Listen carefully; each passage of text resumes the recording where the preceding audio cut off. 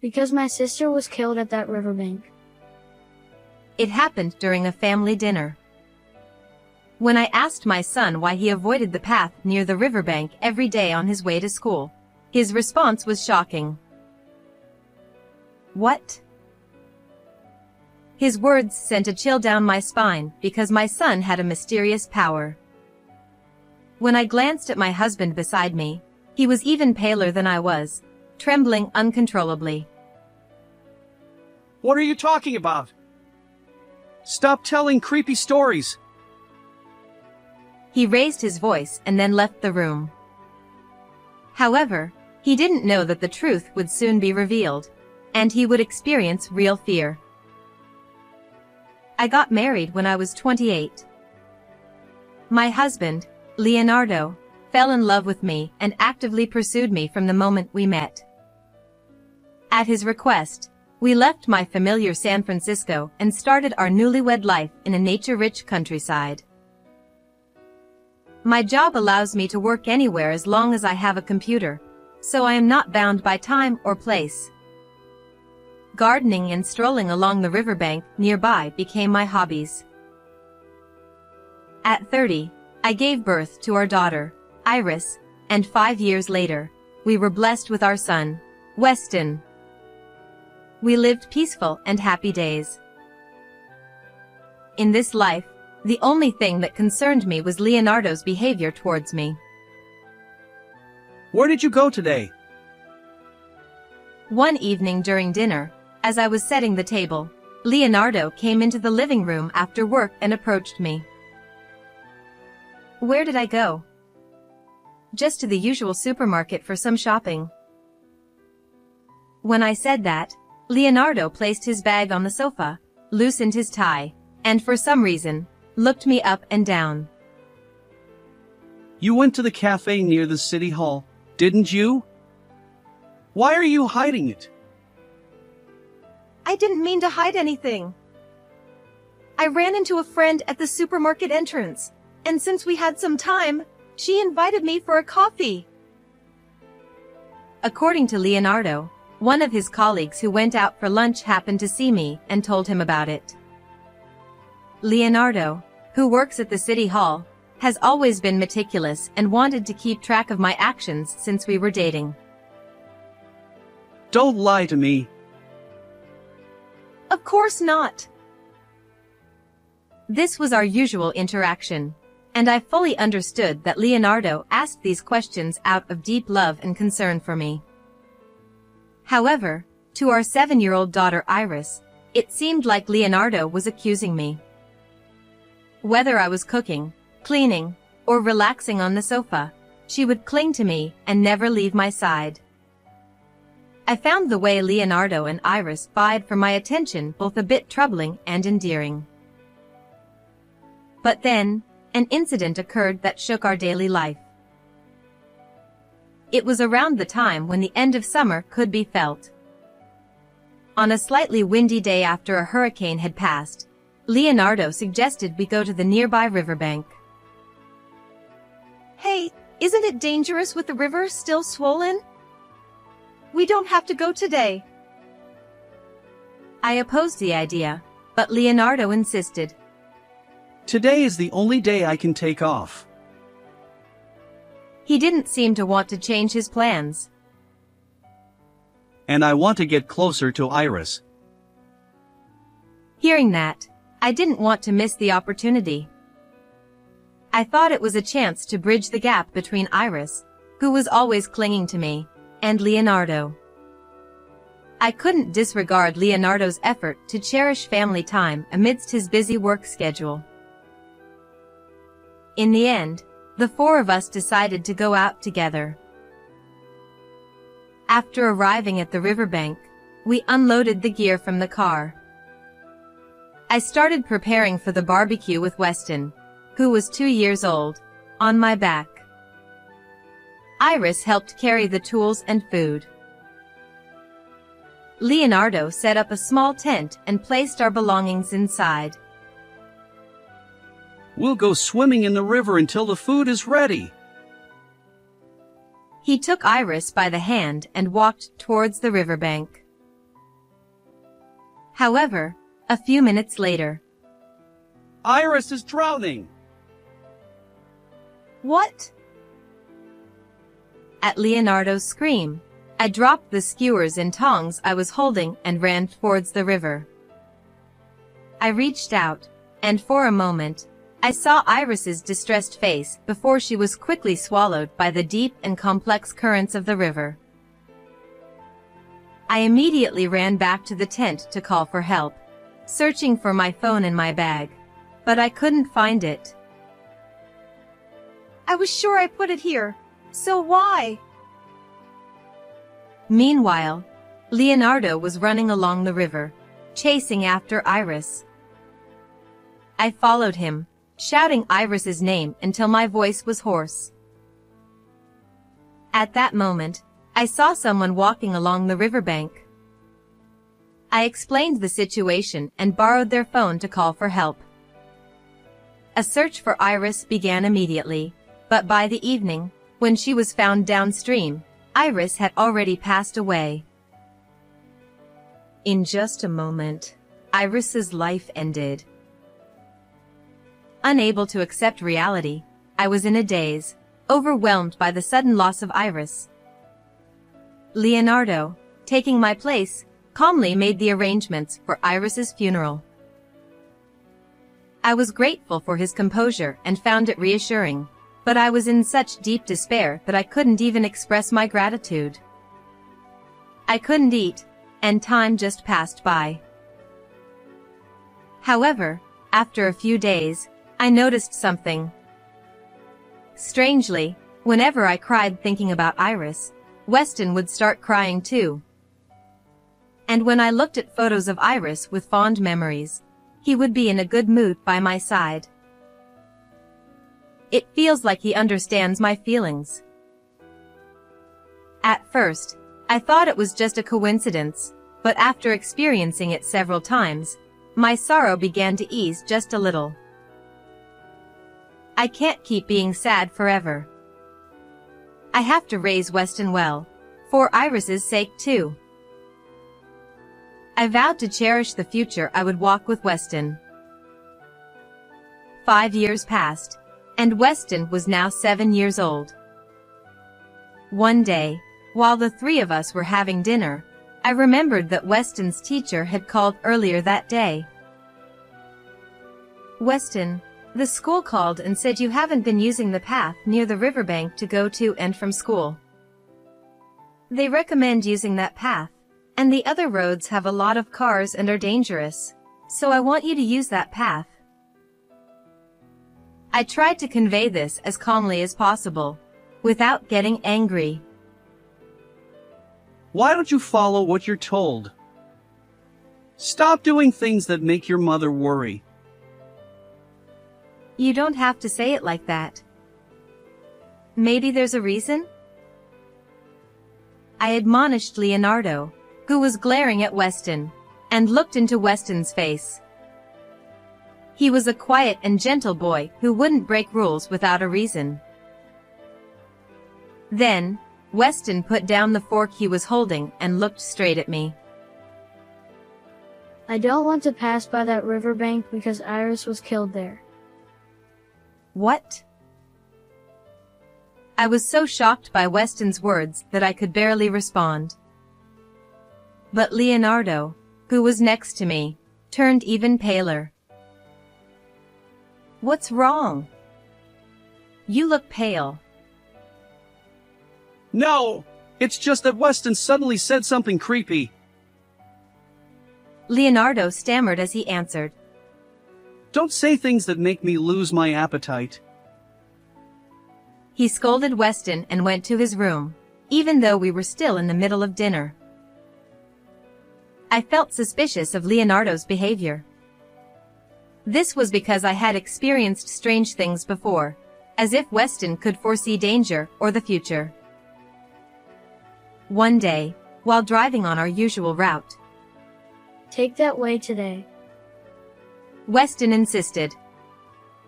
I changed the route, puzzled, and found that the road we were supposed to take had a head-on collision between a truck and a car. If I hadn't listened to Weston, my car would have been caught in the accident. Another day, while walking, we passed by an elderly woman in the neighborhood, and suddenly Weston shouted, Ambulance. I looked around but saw no ambulance. Right after that, the elderly woman collapsed, and because I called immediately, her life was saved. Not only that, but at home, he would say things like, someone is crying, someone is looking for something, or I hear someone calling. Weston didn't say such things in front of Leonardo because he knew he would be scolded for saying unscientific things. The day after I heard the reason why Weston avoided the path near the riverbank on his way to school. I was watching Weston play with a shovel in the garden while working in the living room. He was digging around the garden, and after a while, Mom, look at this. He brought me a cookie tin that seemed to have been buried in the soil. Where did you find this? I recognized the tin. It had a flower illustration on it, and It's cute. I'll make this my treasure box. Iris had said that and cherished it. It was buried over there. Weston pointed to the vegetable garden where I plant herbs. It's a place only I touch because Leonardo dislikes the smell and never goes near it. I took a deep breath to calm my racing heart and gently opened the tin.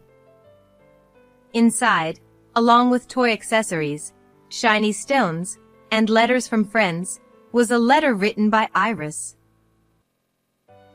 This is... I was shocked by its contents and remembered what Weston had said the day before.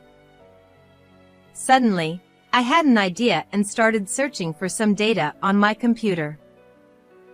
When I found what I was looking for and confirmed its contents, I was trembling with anger.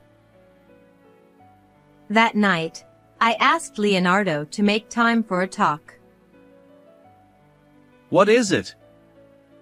Why so formal? I have questions about your actions on the day Iris died. I took a deep breath and sat facing Leonardo. Do you remember what Weston said yesterday? That Iris was killed. Your face suddenly changed color then. Why? At that moment, Leonardo quickly looked away. I told you, didn't I? Weston says creepy things. It just freaked me out. Is that really true? Or were you so flustered because what he said was true? What? Suddenly, Leonardo became irritable, slammed the table, and stood up from his chair. But I gave him a cold stare. Can you still say that after seeing this? Don't lie to me. I placed the letter from Iris, which was in the tin she cherished, in front of Leonardo. It contained numerous cruel words Leonardo had said to her, such as your mother hates you and you're a nuisance. Just disappear. The content was unbearable to read. I wondered how Iris must have felt. Her newly learned English was clumsy, but the content was so inappropriate that it brought me to tears many times. However, Leonardo glanced at Iris's letter and laughed mockingly. This is just Iris's delusion. Do you have any proof that this is true? I didn't answer that and silently opened my laptop. What is this? What was displayed was footage from a dashcam. It captured Iris's last moments alive 5 years ago. We arrived at the riverbank, unloading camping gear and tents. The type of camera that could also film inside the car showed us happily preparing. Iris also went outside with her toys and drinks. After a while, only Leonardo returned to the car. He was holding my cell phone and was seen pushing it into the gap in the seat. He was also seen doing something with Iris's life jacket. When Iris was swept away, I couldn't find my cell phone to call for help because Leonardo had secretly hidden it.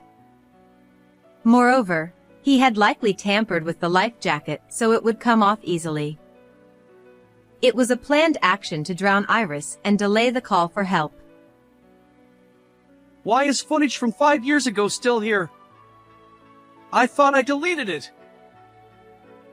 Leonardo, who hadn't expected to be confronted with such evidence, turned red with anger and shouted. I wanted to keep Iris's last moments, so I saved it on my computer.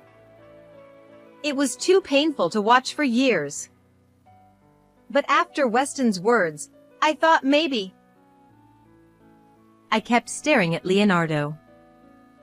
But the man with heavy breathing and bloodshot eyes was no longer the Leonardo I knew. She sometimes looked at people as if she could see right through them, and it was creepy. Besides, I never really wanted kids. Just having you was enough for me. Leonardo continued, saying that moving to the countryside was to cut off my relationships in San Francisco. His selfish reasoning made me tremble with anger. I am not your possession. I am a person with my own will. So was Iris.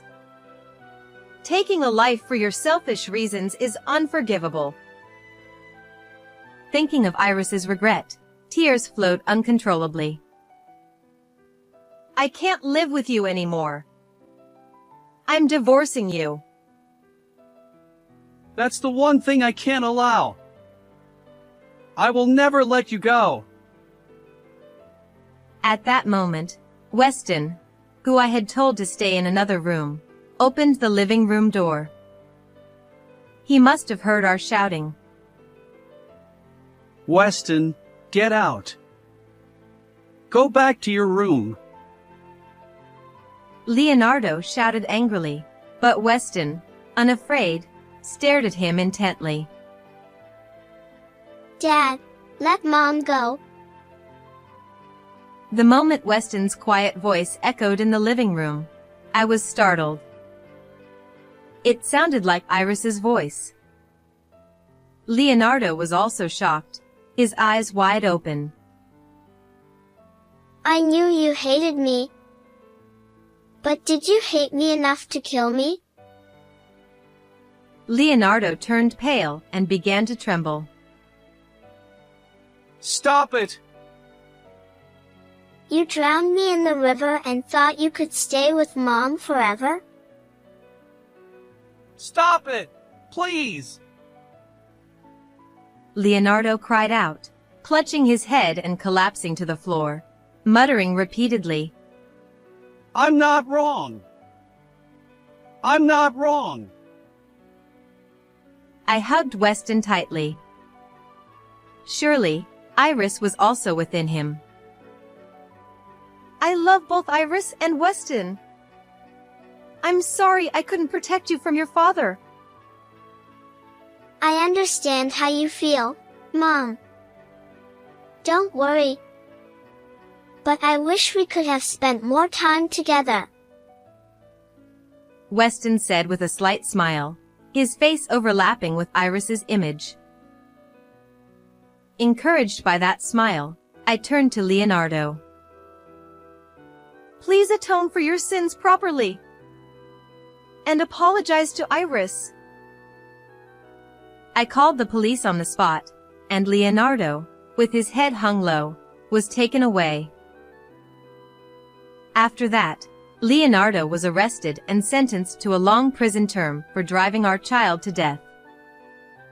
I divorced him and demanded $150,000 in alimony and child support, which was paid in full from the division of property, ending my relationship with Leonardo. 5 months have passed since then. I am spending quiet days with Weston. He no longer avoids the path near the riverbank and has stopped making strange remarks. I had avoided the river since Iris disappeared, but recently, Weston and I often go for walks there again. When we reach the riverbank, it has become a habit to float flowers we picked along the way down the river. Do you think these flowers reach Iris? Of course. I'm sure she's happy. As I gaze at the sparkling water surface, Iris's smile comes to mind. Like this gently flowing river, we too will walk towards a happy future. How did you like this story? Please subscribe to the channel. See you in the next video.